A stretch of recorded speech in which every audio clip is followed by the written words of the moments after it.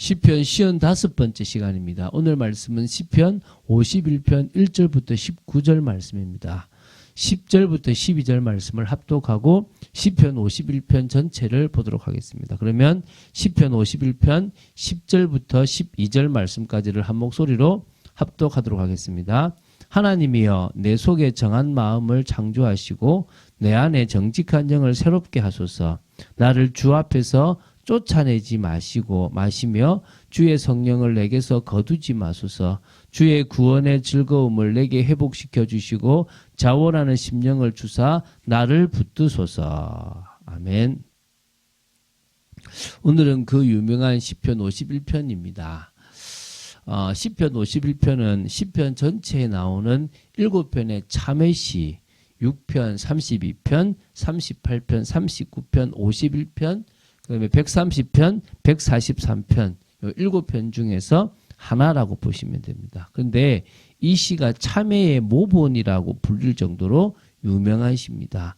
표제에서 이미 다윗이 밧세바와 동침한 후 선지자 나단이 그에게 왔을 때라고 하는 것을 통해서 여기가 바로 뭐냐면 이 간음과 살인이라는 극악하고도 비열한 죄를 연속적으로 범했던 다윗이 그때 이 밧세바 간음 사건에 대해서 책망을 듣고 회개했던 시라고 보시면 됩니다.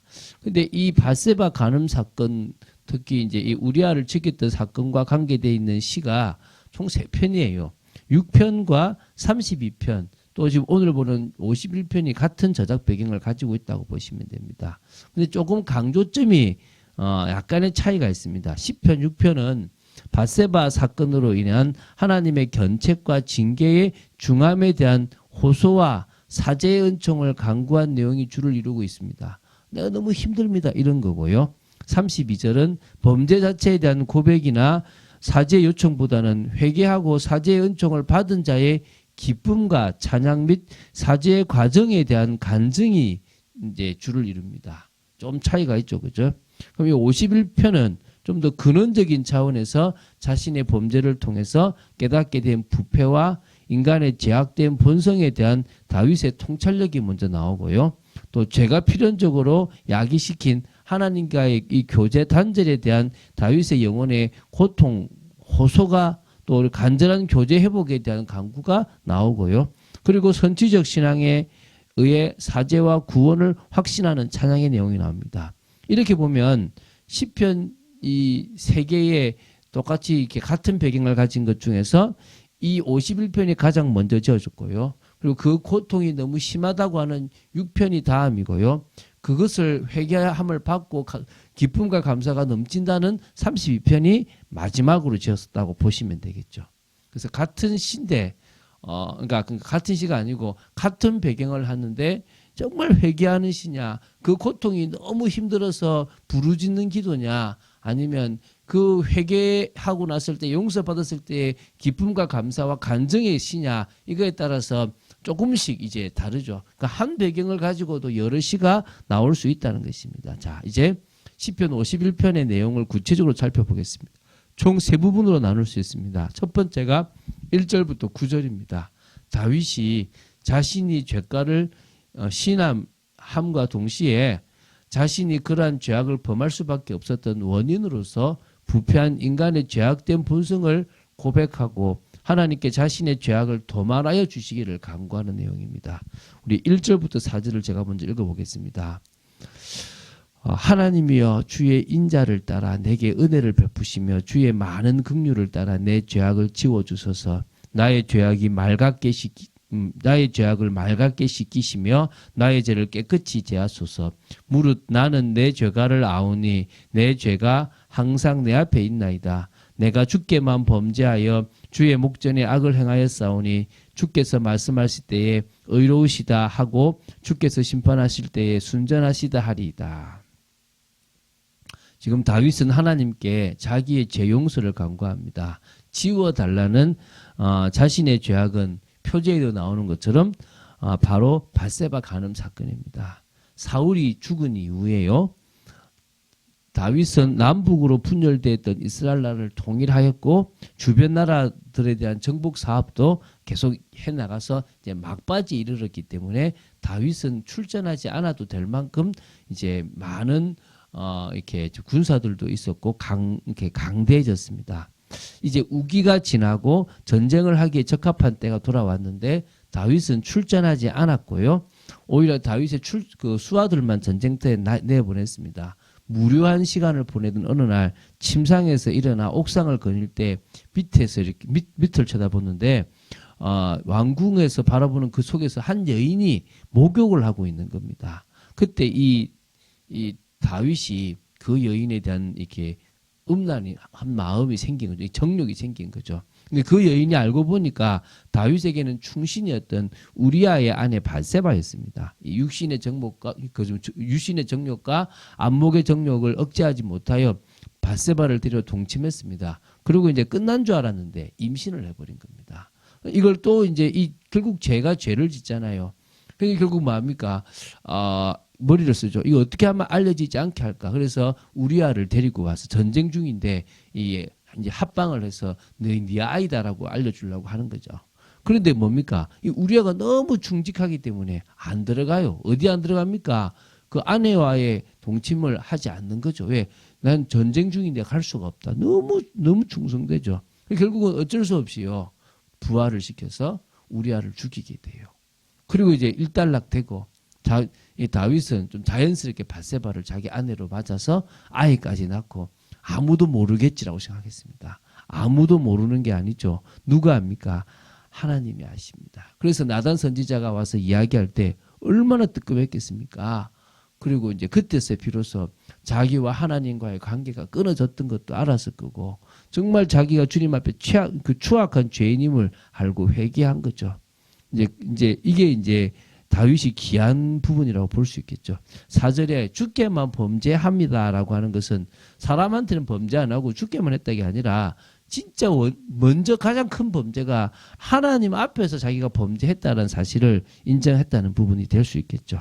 자, 이제 5절입니다. 내가 죄악 중에서 출생하였으며 어머니가 죄 중에서 나를 잉태하였나이다. 다윗은요, 결국 인간은 범죄할 수밖에 없는 죄악된 본성을 가지고 있다는 걸 이야기해요. 이게 핑계거리고 난 어쩔 수 없었다를 이야기하는 게 아니라 그 정도로 인간은 악하다는 존재입니다. 그래서 인간은 그 배경 속에서부터 이미 이 죄악을 가지고 있기 때문에 정말 타락하고 부족하고 하나님의 은혜가 없이는 안 된다는 거죠. 5절부터 9절입니다. 보소서 주께서는 중심이 진실함을 원하시오니 내게 지혜를 은밀히 가르치리이다. 내 중심이 진실 주님 바라보도록요. 우술초로 나를 정결하게 하소서. 내가 정하리이다. 나의 죄를 씻어주셔서 내가 눈보다 희리이다. 이게 지금 눈보다 희라는 게 지금 이렇게 나병을 말하는 건데요. 우술초로 정결 예식을 하는 것은 뭐밖에 없냐면 이 나병을 낫게 하는 그 부정을 씻을 때입니다. 자기 죄가 그 정도로 악하다 이 말이죠. 내게 즐겁고 기쁜 소리를 들려주시사 주께서 꺾으신 뼈들을 즐거워하게 하소서. 그 고난을 기쁘게 해달라 말이죠. 주의 얼굴을 내 죄에서 돌이키시고 내 모든 죄악을 지워주소서. 주님 저를 용서하여 주십시오. 제가 다시는 그 죄를 짓지 않겠습니다 이 말입니다. 이제 10절부터 12절 이 중요한 고백이죠. 죄악된 본성을 타고난 자신의 심령을 성령을 통하여 근본적으로 변화시키고 정직하고 신실하게 해줄 것을 요청하는 그래서 구원의 기쁨을 회복시켜 달라고 하는 간청하는 그런 내용입니다. 한번 읽어볼게요. 오늘 읽었잖아요. 하나님이여 내 속에 정한 마음을 창조하시고 깨끗한 마음을 다시 만들어주시고 내 안에 정직한 영을 새롭게 하소서. 과거에 죄악된 나는 해결될 수 없습니다. 주님이 오셔야만 나는 완전히 회복됩니다. 나를 주 앞에서 쫓아내지 마시며 우리는 주님을 떠나면 살아갈 수가 없거든요. 주의 성령을 내게서 거두지 마소서. 주님 저에게 당신의 그 성령이 없으면 저는 끝납니다. 그것을 거두어 주지 마십시오. 주의 구원의 즐거움을 내게 회복시켜 주시고 자원하는 심령을 주사 나를 붙드소서. 구원의 그 즐거움과 자원하는 심령 이게 회복되기 원한다. 얼마나 중요한 고백입니까? 자, 우리 이제 끝으로 그래서 이게 지금 이 지금 정말 중요한 영적 고백을, 영적 갱신을 지금 요청하는 기도인데요. 자, 이제 13절부터 19절이 끝입니다. 세 번째입니다. 회복의 은혜 체험을 전제로 하나님께 세 가지 서원 곧 범죄자에게 주의 도를 가르치고 주의 의를 찬양하며 참제사를 드리겠다고 서원하는 그런 내용입니다. 자, 한번 13절부터 15절을 먼저 보겠습니다.